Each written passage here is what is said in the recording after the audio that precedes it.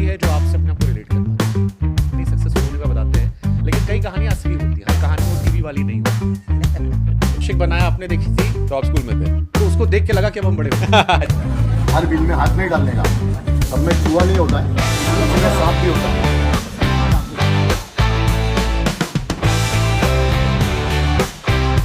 एक बहुत बड़ी आबादी है जो आपसे अपने आप को रिलेट कर पाती है।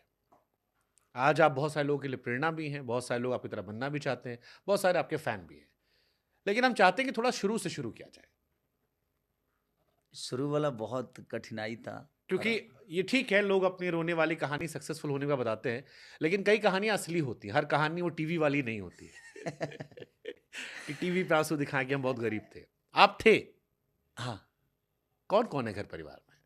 मेरे घर परिवार में मम्मी, पापा, मेरे चाचा, जो कि चाचा ने ही मुझे पाला। मम्मी शुरू से पापा के साथ इसलिए रही कि पापा दिन में चना बेचते थे। कहाँ पे?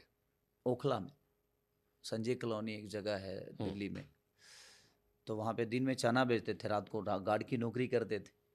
क्योंकि 7 बच्चे थे, चाचा के 4 लड़के और हम 3 भाई।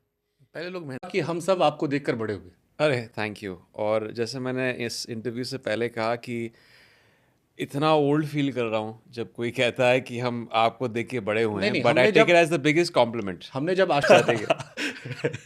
Very good, thank you. But it's a beautiful journey. I mean मुझे याद है फुटपाथ फिल्म आती है और उसमें कई सारे एक्टर होते हैं, इरफान खान साहब होते हैं, आफ्ताब होता है और राहुल देव। उसमें एक लड़का आता है जो कहता है चेहरे पे नहीं मारने का, अपने को बड़ा होकर हैंडसम बनने का। करेक्ट। मुझे उससे ज़्यादा खूबसूरत आज आप लग रहे हैं। हाँ, वो डायलॉग वायरल हुआ था तभी। डायलॉग्स उस फिल्म के कमाल के थे और वो कैरेक्टर भी बहुत एक अनोखा कैरेक्टर था जो मैंने बहुत इन्जॉय किया प्ले करना। बट यार जैसे आप कह रहे हैं कि it feels like a life time ago. 2002 में हमने शूट की थी वो फिल्म। 2003 15 अगस्त को फिल्म दिल्ली में पैदा हुआ था। ओके। बट मैं कभी रहा नहीं वहाँ पे। कहाँ रहे? तो तो दिल्ली में हुआ, फिर मैं लखनऊ शिफ्ट हुआ। ओके। फिर थोड़े टाइम हम मस्कत में थे। I don't know why, my father was posted, मस्कत Oman में है। वहाँ किंडरगार्टन किया, किंडरगार्टन मतलब केजी, और उसके बाद लखनऊ भेज दिए गए। वहाँ पढ़ाई हुई, 7 तक पढ़े लमाटनियर में। उसके बाद बोर्डिंग स्कूल में हो गया, दून स्कूल चले गए देहरादून। और आप दून स्कूल में थे? हाँ यार। सही। What were father doing? पापा क्या करते थे? वो यार काम कर रहे थे, मतलब एक कंपनी थी मिडिल ईस्ट में। ओके। तो वो उधर ही थे, तो मैं उनके साथ ज़्यादा रहा नहीं लाइफ टाइम। तो मॉम के साथ बड़ा हुआ basically. Mom was at my grand parents, नाना नानी, तो इन लोग के साथ मैं मेरा बॉन्डिंग ऐसा वो हुआ।